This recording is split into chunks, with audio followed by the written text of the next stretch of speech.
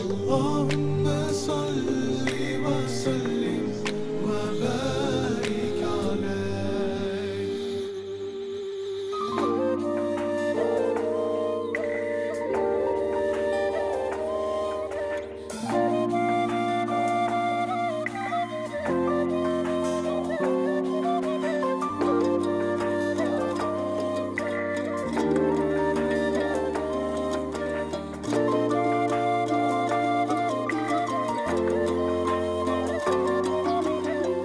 Таң нурду сапатында ал Хабиб укмуштудай, ук жашың уккарын барыңа жар салам.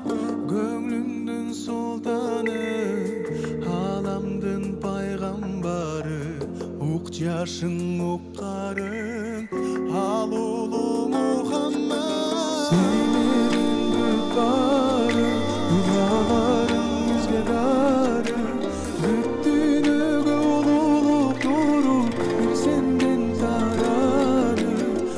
Сенсиң сулуу, сен Кудайдын кулу, сезимдерди кубандырып, сен бар көңүл жылуу. Allahümme salli ve sellim ve barik aleyh. Allahümme salli ve sellim ve barik aleyh. Sen menen büt bары, көңүлдөрдүн султаны, бир сенден улуулук нуру аламды курчады. Сенсиң бакыт берчү, бир Кудайдан элчи, жүрөгүмдү кубандырып, түшүбүздө келчи. Сени менен бүт бары, дуаларың бизге дары, бүт дүйнөгө улуулук нуру бир сенден тарады. Сенсиң сулуу, сен Кудайдын кулу, сезимдерди кубандырып, сен бар көңүл жылуу.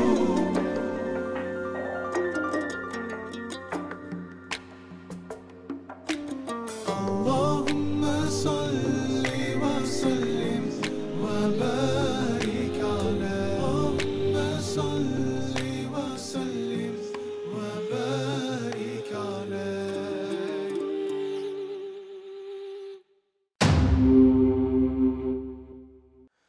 Бүгүнкү мейманыбыз Кыргызстан мусулмандарынын Азирети муфтийнин орун басары, кыйлага кеткен атагы биздин устасыбыз, аалымыбыз Жоробай Ажы Шергазиев. Жакшы келдиңизби? Орозобуз кабыл болсун. Сизди билгендер билет, этияттуулук жөнүндө маселе козгойлу деп турабыз. Себеби бул жолду сиз жакшы билесиз. Бизде орозо кармап атабыз, Кудайга шүгүр. Бирок кээ бир маселелерди инсандарыбыз билбей калышы мүмкүн. Бизде мындай го, мисалы, мен календарды карабайм. Эшикти карасам күн бата элек деп кээ бир өзүнчө мындай ой жүгүрткөндөр бар да. Негизи эле орозодогу этияттуулук жөнүндө кеп салып берсеңиз. Бисмиллахир-рахманир-рахим. Алхамдулиллахи раббил аламин. Ва салату ва салам аля саййидил мурсалин ва аля алихи ва асхабихи ажмаин. Эң алгач жараткан Аллах субханаху ва таалага чексиз мактоолор болсун. Андан кийин сүйүктүү пайгамбарыбыз саллаллаху алейхи ва салламга Алла тааланын үзгүлтүксүз салават саламдары болсун. Алланын жалгыздыгына, Алланын барлыгына бирине ыйман келтирип, пайгамбарыбыз саллаллаху алейхи ва салламдын сүннөтү менен жашаган, жана мына азыркы берекелүү куттуу орозо айда Алланын парзын аткарып жаткан бардык момун мусулмандарга Алла тааланын үзгүлтүксүз рахматы, мерими, хидаяты, нуру, адал ырыскысы, берекеси боло берсин. Чындыгында орозо бул исламдагы эң негизи түркүктөрдүн бири деп эсептелинип, ар бир ден соолугу таза, орозо кармаганга кудурети жеткен мусулман адамга орозо кармоо парз болуп эсептелип, бул орозо деген сөз арабтын асыям деген сөзүнөн алынып, негизги лексикалык мааниси кармануу, өзүн бир нерседен тыюу деген мааниси бар болсо, биз аны шариаттагы мааниси ошол орозону ачып сала турган же буза турган тамактан, суусундуктан жана ак нике менен үйлөнгөн жарына жакындык кылуудан сактануу деп айтылат. Негизинен эле эң биринчи этият боло турган нерсе орозодо бул эртең мененки оозду жаап жаткан учурда биз ошол Кыргызстан мусулмандар дин башкармалыгынын тарабынан чыгарылган календарды алып, бул календарлар азыр басылып чыгып баардык аймактарда бар. Мына ошол календар боюнча гана биз оозду жабышыбыз керек. Бул эң биринчи этияттуулук. Себеби кээде эшикке чыгып күн караңгы экен, же берсе болот экен деген дагы түшүнүктөр калыптанып калган.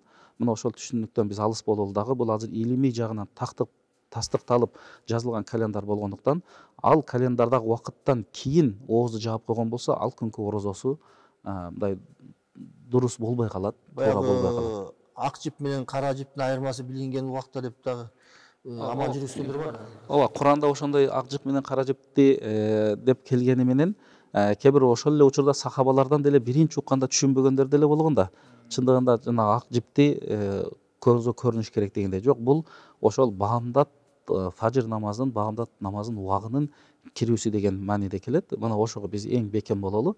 Андан кийинки этияттуулук дайыма биз ошо кечке чейин оозду жабып, ачка жүрүп, колдон келишинче жакшы иштерди аткарабыз. Андан кийинки ооз ачар убакыты бар болуп калат бизде. Ошол ооз ачканда деле биз ошол календарга карап, колдон келишинче календардан кийинки убакыттан кийин ачканга аракет кылалы. Себеби ал убакыттан эрте ачып кое турган болсок, же күн бата элегеле ачып койгон болсок, орозо ал күнкү орозобуз дагы туура эмес болуп калат дагы. Ошол күндү кайрадан орозо бүткөндөн кийин тутуу керек болуп калат. Сиз аалым катары мына жалпы бир туугандар көрүп атышат. Календар менен ачып, календар менен жапса эч качан жаңылбайт. Буга ишендирип жатсызбы? Ооба, биздин акыркы ошол диний башкарма чыгарган календары боюнча ошол календар менен жаап ачкан болсо, Кудай буйрса туура эле болуп эсептелинет. Андан кийин дагы өтө этияттуу боло турган нерсе, биз ошол орозду ачып кое турган нерселерден этият болушубуз керек. Биз айтабыз, тамактан киргенден, мурундан киргенден ооз ачылат дейбиз. Мына ошондуктан эгер биз кээде адамдар кертеден кечке чейин эле тез щеткалар менен, зубный пасталар менен оозду жуа бериши мүмкүн. Эми айтабыз, эгер тамактан өтпөсө эле жууса болот, бирок анын дагы мындай жыты бар болгондуктан ошого дагы этияттык менен мамиле кылганыбыз жакшыраак болот. Жууган болобу негизи? Негизи жууганга болот деп айтылат, бирок этияттуулукту өтө сакташыбыз керек. Тамактан өтүп кетпеш керек деп айтылат. Эми колдонгондор көп, бирок ошону өтө этияттуулук жана анын ордуна мисвак бар, ошону колдонсок дагы жакшыраак болот. Андан кийин кээде адамдар унутуп ичип койгон учур болот, ал кечиримдүү деп эсептелинип калат. Кээ бирлер унутуп орозо эмес экен, орозо экенин билбей унутуп ичип алып туруп, эми болду, ооз ачылып калды да деп оозун ачып ичип жеп алгандар да бар. Жок, биз эгер унутуп бир урттам суу ичип алган болсок, анда муну пайгамбардын хадисинде келет, Кудай ичирди, жедирди деп унуткандыктан ошол жерде токтотуп, кайра орозосун улай берет. Унутулуш болуп калса да болбойт. Жок, унутулуш болуп калса анда болбой калат. Себеби бул жерде пайгамбардын хадиси бар, ким катадан анан унутуп бир ишти аткарса деген баягы шариатта мындай уруксат болгон жери бар. Анан дагы эң бир негизги айта турган нерсе, биз орозонун негизги маани маңызына карашыбыз керек. Алла Таала Куранда эле айтып атат: "Эй момун мусулмандар, мурдагы коомдорго орозо парз кылынгандай, силерге дагы орозо парз кылынып атат. Негизги максаты ушул аяттын аягында лааллакум таттакун дейт. Силер такыба болууңар үчүн дейт. Алла Таала бизге орозону жөн эле тамактан же суусундуктан тыйылуу эмес, балки андан да жогорку маани маңызы бар максат үчүн парз кылып атат. Ал силер такыба болууңар үчүн. Такыбалык деген маани силер сактанууңар үчүн, же болбосо шариаттагы мааниси арам нерседен дайыма алыс болуу үчүн. Силерди Алла Таала тарбиялаш үчүн, жан дүйнөңөрдү байытыш үчүн мына ошол орозону бери деп атат. Демек, орозонун эң негизги дагы тутуунун максаттарынын бири адам баласы дайыма Алланын ушул парзын аткаруу менен өзүнү көптөгөн жаман нерселерден, жаман сөздөн, жаман иштен, жаман ой пикирден дагы сактаганга орозо адамга бир жакшы өбөлгө шарттарды түзөт. Мисалы, орозонун ушундай бир чеги жок сооптор жазылат да, Кудай буйрса. Ооба. Анан кээ бир адамдарыбыз түнү менен иштегендер бар, балким кээ бири ибадат кылат, таравих намаздарын окуйбуз, ошентип отуруп таң атырат уктабайт да. Анан күндүз орозо маалында бүт түш оонго чейин уктагандар бар. Ошондо күндүз уктабай жүргөндөрдүн соогу менен уктагандардын соогу бирдей болобу же айырмасы барбы? Ооба, чындыгында орозонун соогу чексиз. Бул хадисил кудусийде Алла Таала өзү айтат. Бардык адамдын кылган иш аракеттери, ибадаттары өзү үчүн, бирок орозо мен үчүн дейт Алла Таала. Анын соогун мен гана өзүм берем деп Алла Таала айткандыктан орозо кармагандын соогу көп. Демек, азыркы сиз айткан суроодой ар кандай абалдар болуп калат. Түнү менен иштегендер бар. Аларга чындыгында түнү менен иштеген болуп, оозун жаап эле кийин уктаганга муктаж болсо, бамдат намазынан кийин анда аларга уруксат берилет. Себеби алардын жашоодогу жумушу, анын тиричилиги ошол нерсе менен өтүп аткандыктан. Демек, күндүзү адам кандай оозу жабык болуп ойго жүргөндө эле, алар уктап аткан учурунда деле ошол орозону тутуп аткан, анын соогун алып аткан жазыла берет. Орозо учурунда көп дуа кылабыз. Рамазанга жеткир дейбиз, Кудай буйрса. Анан Рамазан бүткөндөн кийин дагы мындай кармай турган орозо бар да, нафил. Пайгамбарыбыз айткан. Ошол жөнүндө да бир аз маалымат берсеңиз. Ооба, чындыгында орозону жана пайгамбарыбыздын сахабаларынын тарыхын окусак, аябай күтүшкөн дейт да. Орозону аябай орозо кармап күтүп алышып, кайда орозону кармап узатып коюшкан деп дагы айтылган жерлер бар. 6 ай күтүп, 6 ай орозону күтүп, 6 ай кайра узатып деп. Эми сахабалар пайгамбарыбыздын түздөн түз тарбиясын алгандыктан, ал шариаттын маани маңызын толук жакшы түшүнгөн, ибадатка өтө бекем болгон, такыба адамдар болгон. Мына ошолор дагы дайыма орозого өзүнчө жана өзгөчө маани берип кармашкан.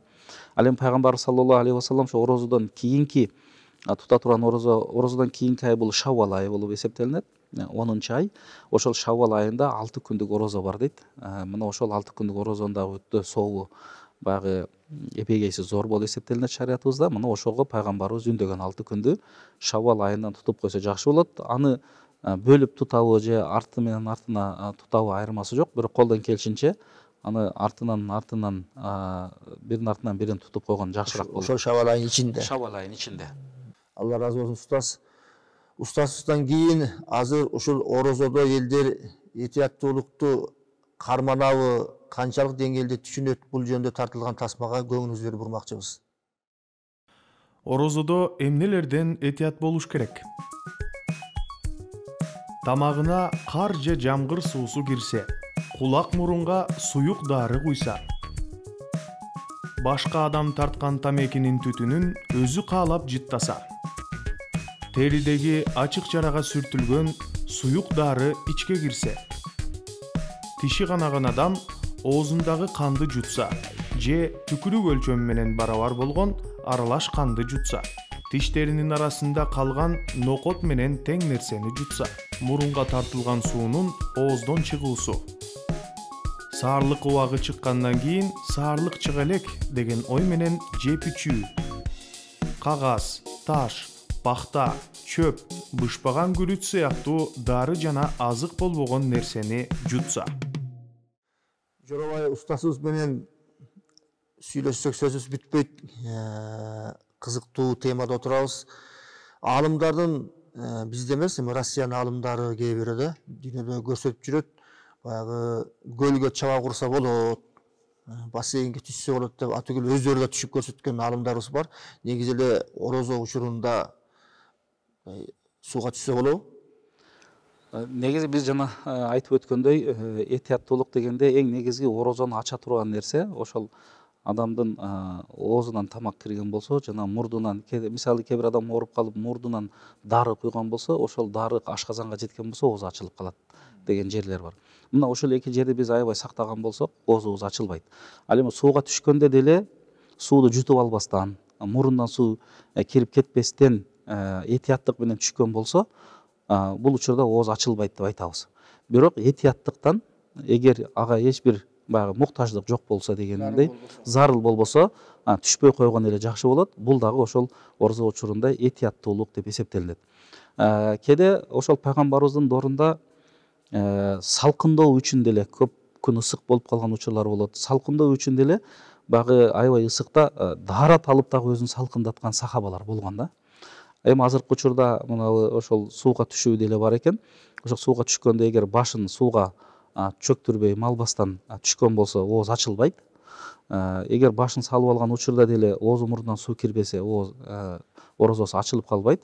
Бирок кандай болгон күндө деле биз этият болгонубуз жакшыраак. Орозо кармай албаган бир туугандарыбыз бар, ооруп калган, дарыгерлерден уруксат алган дегендей. Ошолор орозо кармагандардын сообун алыш үчүн күндө 60 кишиге ооз ачыш керекпи? Кандай жолдор? Мына ошол негизи орозонун негизги шарттарынын бири бул ден соолуктун таза болуусу. Эгер бир адамдын ден соолугу орозо учурунда орозо кармаганга уруксат бербесе, оору болсо, ошол адамдын оорусун биз билишибиз керек. Ал адамдын оорусу түбөлүктүү, өлгөнгө чейин айыкпай турган, орозону карматпай турган орозо болушу мүмкүн. Бул учурда ал адам ар бир күнүнө фидия деп коет. Фидия бар бизде шариятыбызда. Бул ошол карыган, улгайып орозо кармай албаган, улгайып калган ата апаларга жана оорусу жанагындай өнөкөт болуп орозо карматпай турган абал болсо, андан айыкпай турган, ачка жүрбөй турган ошондой оорулар болсо, мисалы кант оорусу дейбиз, башка оорусу, аларга бир күндө бир муктаж адамды 2 жолу тойгозо турган фидия, садака берип туруш керек болот. Же ошонун акчасын чыгарыш керек, же болбосо биздин китептерде айтылган ошол бир са, мисалы 3 килограмм будайдын баасын чыгарып туруш керек. Күндө берип туруш керек. Мына ошондо бул туура болот. Ал эми орозо учурунда ооруп эле калып, мындай мезгилдүү, убактылуу ооруп, бирок оорусунан айыгып кете турган адамга ал адам мындай фидияны бербейт. Ал 5-6 күн же 10 күн дарыланып, айыгып туруп, кайра орозосун кармай берет. Бирок анын дарылануусу 1 айга созулуп кеткен болсо, бирок ал оорудан айыга турганы анык болгон болсо, анда ал кийинки орозого чейин ошол орозонун карызын кармап берет. Ошо карыз демекчи Рамазандан кийин кармаган 6 күн орозо, ошо мурдагы парыз моюндагы орозодо жабабы? Жок, орозодон кийинки 6 күндүк бул Шавал айында тутура турган орозо бул нафил орозо. Парыз орозого кирбейт. Эгер ошол нафилди тутуп атканда бирок ниети парыз болгон болсо, казаны жабуу деген анда өтөт. Бирок ниети нафил болгон болсо, нафил орозо парыз орозонун ордун эч качан толуктабайт. Ошондуктан каза орозону түн ичинде баамдатка чейинки ниет менен, жакшы ниет менен ошол тутулбай калган орозонун 1 күнү же 2-чи, 3-чү күнү деп ниет кылуу менен гана биз ошол орозонун карызын толуктай алабыз. Ушул карыз демекчи, карызбыз баарыбыз эле. Орозодон карызбыз, намаздан карызбыз, эми баарыбыз дебейин, бирок бар да көбүнчө.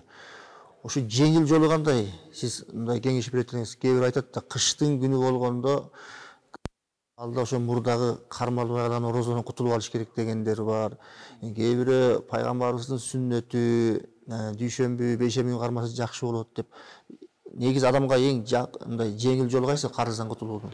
Негизи бул жерде биз бир нерсени эске тутуп алышыбыз керек. Аябай жакшы суроо бердиңиз. Карыз деген маани турат. Ошол карызды сөзсүз түрдө мен аткарышым керек деген негизги адамда чечим болуш керек, ниет болуш керек. Жакшы. Ошону мен орозону же намазды аткарам дегендеги чечим болгондон кийин ар бир адам өзүнүн абалына жараша аткарыш керек болуп калат.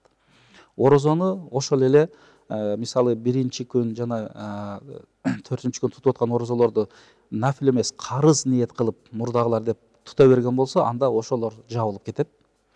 Күн кыска учурунда тутам десе да өз эрки, кандай болгон күндө деле орозо кармоо бул ошол баамдаттан күн батканга чейин. Кышында чындыгында күн кыска болот, түн узун болот.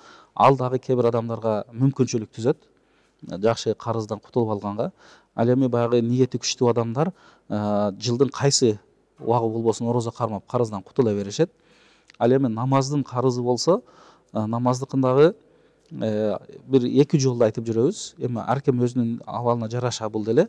Ар бир намазды окугандан кийин бир намаздан каза окуп койгон болсо, 5 вакыт намаз окуйбуз. Ар бир намаздан кийин бирден казасын окуп койгон болсо, 1 жылда 1 жылдык намаздан кутулат деген сөз.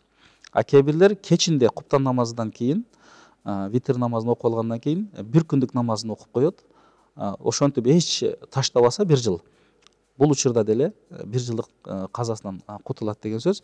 Эми ушул эле мисалы бир адам ар бир намаздан кийин окуп атса, 2 намазды кошуп койгон болсо 1 жылда 2 жылдык карызынан кутулган болот. Эми ар бир адамдын багы өзүнүн оюна, пикирине, убакытына жараша болот экен. Мына ушундай таризде колдун же мындан башка дагы багы жолдор менен болсо дагы орозонун жана намаздын карыздарынан ар бир момун мусулман адам кутулуп алганы жакшы болот. Негизи бир аксакал айтты эле, менин 30 жылдык карызым бар экен, Багымдаттын намасында күнүгө 1 күндүк карызды окуп, андан Багымдатты окуп келатам депчи. Бирок ошол өмүрүмдө карызымдан кутулдум дейт. Бирок адат болуп калыптыр, кайра эле баягы окуп атам дейт да. Ооба, жакшы эле болот. Бул сооптуу. Анын эч бир зыяны болбойт, пайдасы болот. Мына ошондуктан бизде дайыма момун мусулман адам парз амалына бекем болуш керек.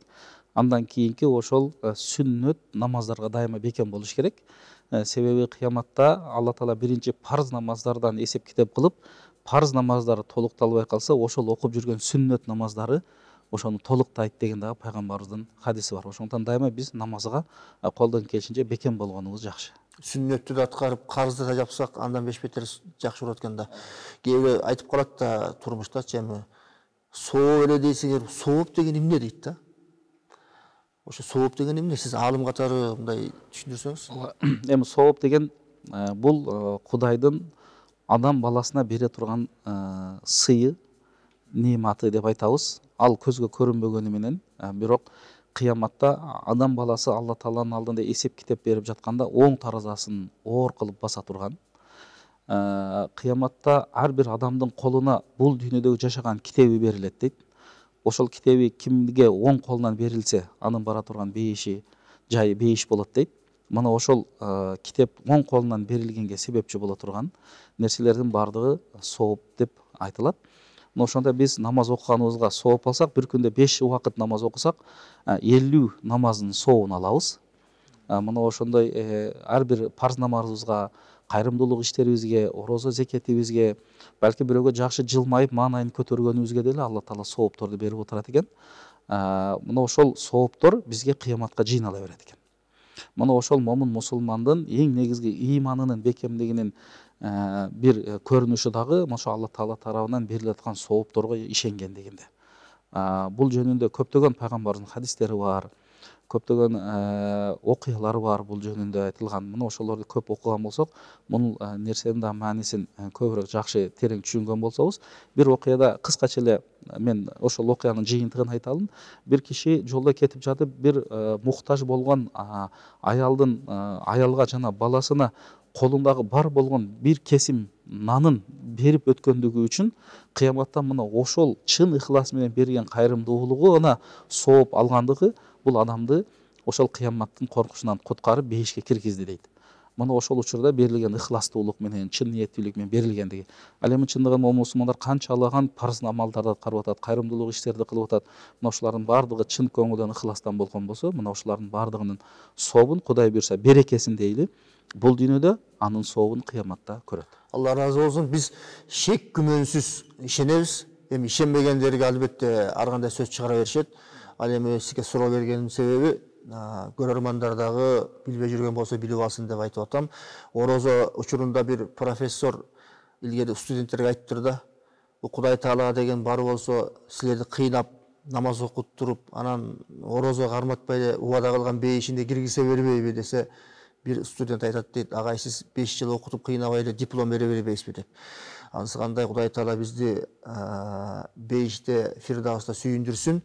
Устастын жакшы тилек бизге айткан, жол көрсөткөн асыл сөздөрүнөн кийин биздин убакыт келип калган экен. Убакыт учкан куш. Убакыт демекчи Рамазан деле өтүп баратат, бат эле өтүп кетет. Азыр сизге дайыма меймандарга ушундай жыйынтыкта эркин микрофон берем. Орозодо элге каалаган жакшы тилегиңиз, ушуну айтып алсам жакшы болот деген сөздөрүңүз болсо айтсаңыз. Чындыгында пайгамбарыбыз дайыма бизди орозого жеткиргин деген дайыма дуасы, батасы бар эле. Бул орозо күнгө жеткирген эң биринчи Алла Таалага шүгүрлөр болсун. Эң негизгиси Андан кийин мына ушул орозо берекелүү орозо айы деп айтабыз. Мына ушул айда Аллах субханала таала соопторду көп берген ай деп билинет. Bir парз амалга 70 парздын, bir нафил амалга парздын сооп бере турган ушундай улуг айлар. Ошондо мына ушул берекелүү улуу айда бардык мусулмандардын тутуп жаткан орозолорун Аллахым кабыл кылган болсун.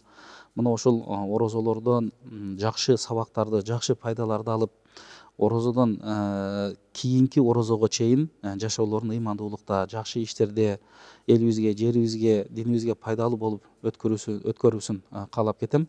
Дайыма Алла Таала ыйманыбызды бекем кылып, ибадаттарыбызды кабыл кылсын. Алла разы болсун. Биз дайыма адамдын көзү өткөндө эмес, көзүнчө деле айтып коюшубуз керек. Сизге Алла разы болсун. Жакшы илимдүү, баары суктанган асыл алымдардын бирисиз. Миллиондон адамдан ыйманына себепчи боло бериңиз. Келип бергениңизге терең ыраазычылык. Устаз, Алла разы болсун. Ар бир демиңиз, күчүңүз жалпы үммөттөргө арналсын. Миллиондогон адамдан ыйманына себепчи болуңуз. Сизди жакшы көрөбүз. Дагы бир жолу терең ыраазычылык. Азыр болсо деми өрчүлөрүбүзгө терең ыраазычылык айтуу менен бирге эртеңки күнгө чейин коштошмокчумун. Саламатта калыңыздар.